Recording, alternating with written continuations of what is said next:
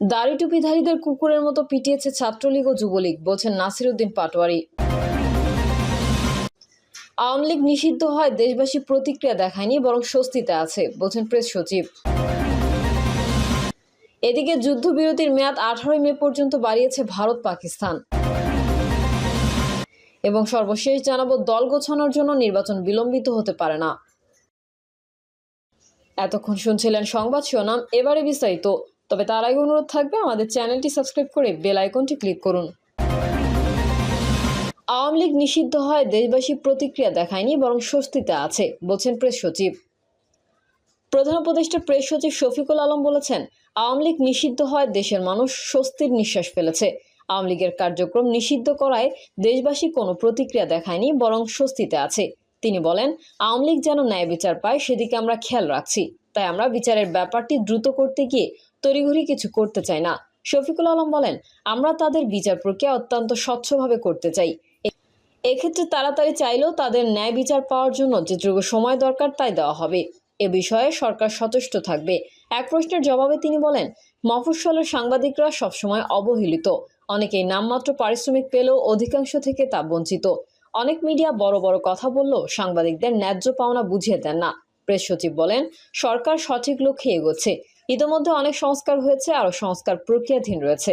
নির্বাচন দাড়ি টুপিধারীদের কুকুরের মতো পিটিয়েছে ছাত্রলীগ ও যুবলীগ, বলছেন নাসির উদ্দিন পাটোয়ারি। জাতীয় নাগরিক পার্টির মুখ্য সমন্বয়ক নাসির উদ্দিন পাটোয়ারি বলেছেন, গত 15.5 বছরে দাড়ি টুপিধারীদের কুকুরের মতো পিটিয়েছে ছাত্রলীগ ও যুবলীগ। টাঙ্গুর উপরে কাপড় পরলে তাদের নানা ট্যাগ দিয়ে নির্যাতন করা হয়েছে। এমনকি বাইতুল মোকাররম মসজিদে মুসল্লিদের দাড়ি ধরে টান দেওয়া হয়েছে। আমরা আর সেই পরিস্থিতি দেখতে চাই না। আমরা আলেমদের মর্যাদা দিতে চাই, নারীদেরও সম্মান ও অধিকার নিশ্চিত করতে চাই। নাসির উদ্দিন বলেন, আজকের যুব শক্তির কমিটি একটি ঐতিহাসিক মুহূর্তের সাক্ষী হয়ে থাকবে, কারণ আওয়ামী লীগ নামক ফ্যাসিবাদকে প্রতিহত করে তাদের কার্যালয়ের সামনে আমরা অনুষ্ঠান করতে পেরেছি।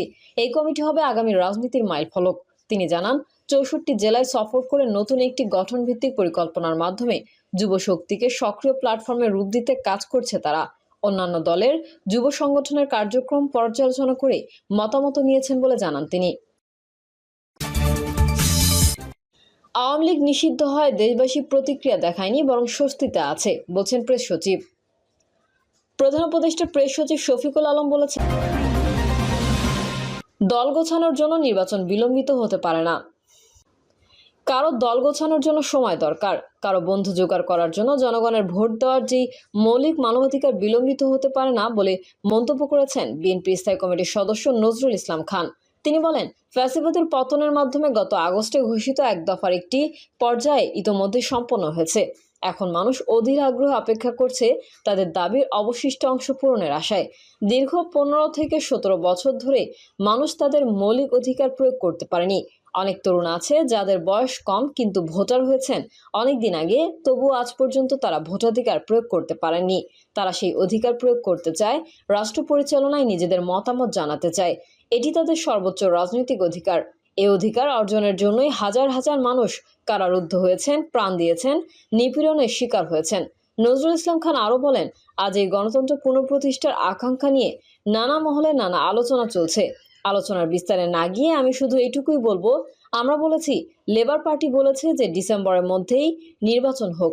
আমি এখানে উপস্থিত সাংবাদিক বন্ধুদের সামনে প্রশ্ন রাখতে চাই, যারা এর বিরোধিতা করছেন তারা শুধু বলুন কোন যুক্তিতে ডিসেম্বরের পরে নির্বাচন হওয়া উচিত, কারণটা কি? তিনি বলেন, নির্বাচন কমিশন ইতোমধ্যেই বলেছে তারা জুন মাসের মধ্যে জাতীয় নির্বাচন অনুষ্ঠানের যাবতীয় পরিস্থিতি সম্পন্ন করতে পারবে। সেক্ষেত্রে ডিসেম্বরের মধ্যেই নির্বাচন অনুষ্ঠানের কোনো অসুবিধাই থাকার কথা নয়। অনেকে বলছেন আগে সংস্কার করতে হবে। তাহলে প্রশ্ন আসে, আপনারা কবে থেকে সংস্কারের কথা বলবেন? শহীদ প্রেসিডেন্ট জিয়াউর রহমান তো 1976-77 সালে 19 দফা সংস্কার কর্মসূচি দিয়েছিলেন।